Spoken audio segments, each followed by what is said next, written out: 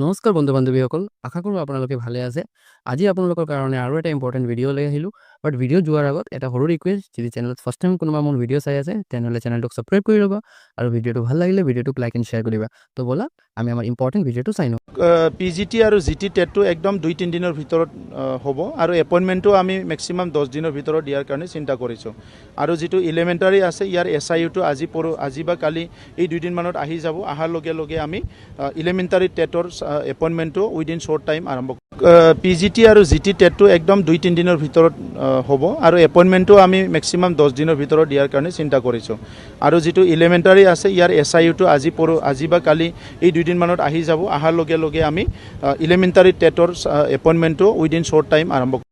PGT আৰু GT টেটটো একদম 2-3 দিনৰ ভিতৰত হ'ব আৰু এপইণ্টমেণ্টটো আমি মেক্সিমাম 10 দিনৰ ভিতৰত দিয়াৰ কাৰণে চিন্তা কৰিছোঁ। আৰু যিটো ইলেমেণ্টাৰী আছে ইয়াৰ SIUটো আজি বা কালি এই 2 দিনমানত আহি যাব। অহাৰ লগে লগে আমি ইলেমেণ্টাৰী টেটৰ এপইণ্টমেণ্টটো উইদিন শ্বৰ্ট টাইম আৰম্ভ কৰিম।